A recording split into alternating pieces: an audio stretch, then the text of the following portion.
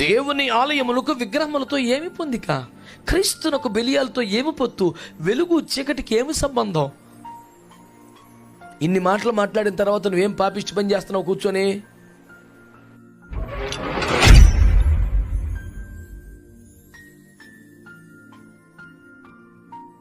దేవుని కొరకు ప్రత్యేకముగా జీవించాలి అనుకునేవాడు అన్నపానముల విషయములో బహు జాగ్రత్తగా ఉండాలి.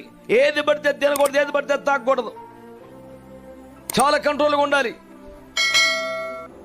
ఒకైనా టీవీ స్టూడియోలో లైవ్లో బహిరంగ చర్చలో ఒక విగ్రహములు కర్పించినటువంటి ప్రసాదాన్ని ఏమవుతుంది తింటే, నాకేమవుతుంది యేసు నామములో అని ప్రసాదం తినేసాడు. టీవీ లైవ్ చర్చలో, లైవ్ డిబేట్లో. ఇప్పుడు అతను ఏం పాఠం చెప్పాలనుకున్నాడు?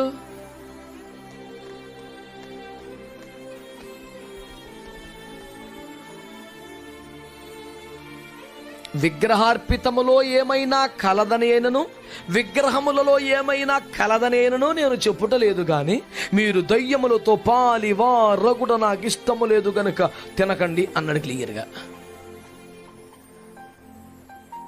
పౌలుబాబు కానీ ఎక్కువ ప్రత్యక్షతలు ఎక్కువైపోయింది, అలాగే ఎడుతుంది బతుకు.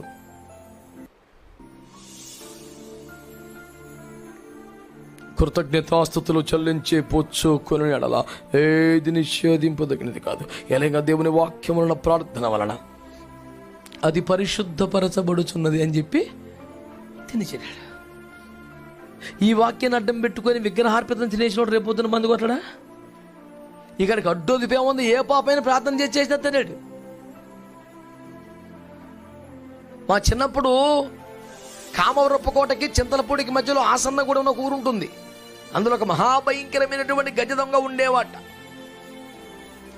అతడు ఒక దేవాలయానికి వచ్చి దండం పెట్టుకొని కొబ్బరికాయ కొట్టుకొని ఇలాగాని బొట్టు పెట్టాడు, ఒకటి చంపేసినాడు ఆ రోజున.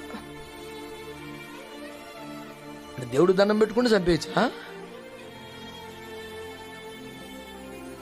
అది భూమి మీద ఇంకెక్కడైనా చెల్లవుద్దేమో యేసయ్య దగ్గర.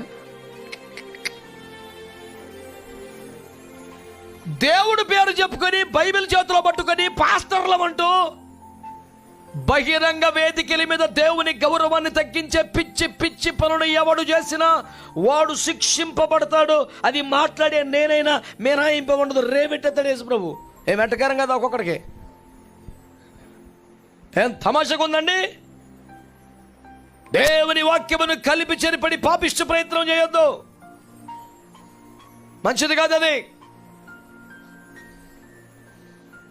దేవుని ఆలయములకు విగ్రహములతో ఏమి పొందిక, క్రీస్తునకు బలియాలతో ఏమి పొత్తు, వెలుగు చీకటికి ఏమి సంబంధం? ఇన్ని మాటలు మాట్లాడిన తర్వాత నువ్వేం పాపిష్టి పని చేస్తున్నావు కూర్చొని?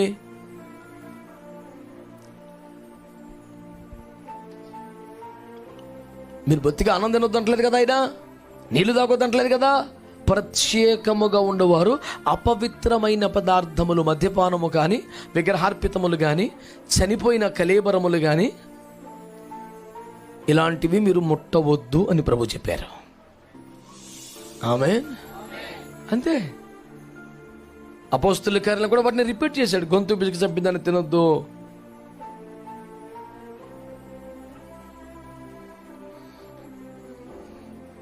రక్తంతో కూడా వండిన పదార్థాలు తినొద్దు, రక్తాన్ని తినొద్దు.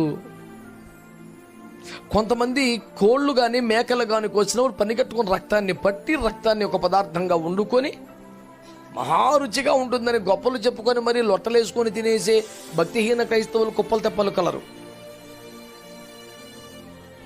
మళ్ళీ వీళ్ళ పెద్ద బోడి వ్యవహారం ఏమిటంటే, మీరు ఇంకా పాత నిబంధనలు పాటిస్తున్నారా, నూతన నిబంధనలు లాంటిదేమీ లేదే. మరి అపోస్తలుల గారు ఏ నిబంధనలు పెట్టేవారో నువ్వు తీసుకెళ్ళి. ఎందుకే అంత నీడి పాత నిబంధన కొత్త నిబంధన తగులాడు. అసలు వీడికి ఏ నిబంధన ఉండదు, ఉట్టిదే. వీడి తిండికి ఆగలేడు, అంతే. ఏదో అడ్డం పెట్టుకుని ఎడుతాడు. ఆడలేక ఓటి మధ్యలో అన్నాడంట.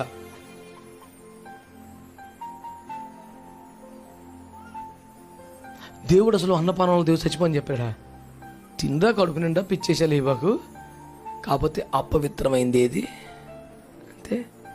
దానియేలు గారిని తీసుకెళ్ళి అక్కడ రాజుగారికి తినే భోజనం పెట్టారండి. ఒక రాజకీయ ఖైదీ యుద్ధ ఖైదీ, చెప్పకూడి తిని బతకాలా. అలాంటి పరిస్థితుల్లో రాజుగారికి పెట్టే టేబుల్ దగ్గర నుంచి అదే సేమ్ ఫుడ్ పట్టుకొచ్చి పెడితే ఆహా ఎంత భాగ్యము, రాజ్యమును కోల్పోయినా రాజుల భోజనం నిశ్చితవే, నీకు స్తోత్రము హల్లెలూయా అని తినేశాడా? ఎక్కడిదని అడిగాడు. పలానా దేవతకి బలిచ్చాను, నేను తినవాలన్నాడు. ఏ అన్నాడు, నాకు బాగోలేదండి, నాకు అలవాట్లేదండి, నేను వెజిటేరియన్ అండి, ఇలాంటి సోది అని చెప్పలా. యాక్చువల్గా నాన్ వెజిటేరియన్ తింటాను, కానీ ఇది తింటే నేను అపవిత్రం అయిపోతాను, నాకు వద్దాను. కడుపు మండిపోతానికి ఆ మాట చెప్తే ఏంట్రా మా రాజుగారికి పెట్టే భోజనం తింటే అపవిత్రం అయిపోతా, పిచ్చి పిచ్చి చేసి వెళ్ళేస్తాను, జయాలు తెలిసి నీకు అన్నం పెడితే ఏంట్రా పోజు మాట్లాడుతున్నావు, నా పాయింట్ మీద కొట్టేనా మనోడిని. వాళ్ళ చేతిలో చచ్చిపోటాకని ఇష్టపడ్డాడు, కానీ ఆహార పదార్థముల చేత కూడా అపవిత్రతను అంటుకుంటే జాగ్రత్త పడ్డాడు. రాజ్యమే కోల్పోయిన, కుటుంబాన్ని కోల్పోయిన, ఉద్యోగమే కోల్పోయి, పరాయి దేశంలో ఖైదీగా బతకని ఏమన్నా కోల్పో, నేను నా ప్రతిష్టను కోల్పోకూడదు, నేను ఇది తినకూడదు. అరే అందరూ వంగి వంగి దండాలు పెడుతున్న నువ్వేంట్రా పెద్ద పోజు కొడుతున్నావంగా అన్నాడు. హామన్ కూడా వచ్చి ఎవరినే, మొర్దెకైని అన్నాడు. నేను యూదుడను గనక ఆ పని చెయ్యచాలను, ఐ కెనాట్ డూ దాట్.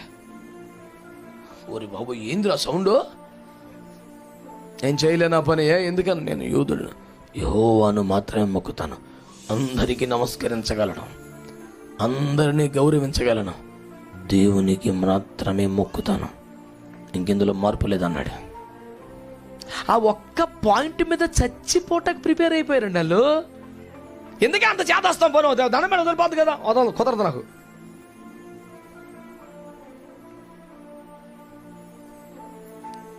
ఆహార విషయములో, పానీయ విషయములో నీకు నీవే కొంత ఆంక్షలు విధించేసుకొని జీవితాంతం ఆ వ్రతం చేయగలిగితే అది నాశనం. ఏది పడితే అది కలబడి తినేస్తే అలాగా. దేవునికి స్తోత్రం. నేనంటాను, స్పోర్ట్స్లో విపరీతంగా క్యాలరీలు ఖర్చు పెట్టేవారు మనం తినాలంటే ఆహారమే తింటే సరిపోద్దండి, వాళ్ళు కొంచెం మంచి ఆహారం కావాలి. మరి అస్సలు బొత్తిగా క్యాలరీలు ఖర్చు అవునోడు ఆడు కూడా ఫుల్ తినేస్తే ఎలాగవద్దు మరి. మరి నేను బాధపడితే నేను చేయలేను. దేవుని స్తోత్రం. వాడు విపరీతంగా పరిగెడుతున్నాడు, ఆడుతున్నాడు, కొవ్వు కరిగిపోతుంది ఆడికి. వాడి శారీర శ్రమకు తగినంత ఆహారం వాడికి ఇవ్వాలి.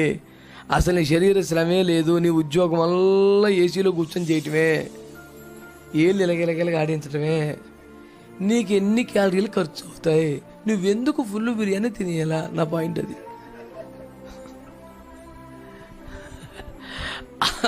అరిగించుకునే కెపాసిటీ ఉంది కాబట్టి తింటానంటే అది వాక్యానుసారం కాదు, నేను ఒప్పుకొని చెప్తున్నాను.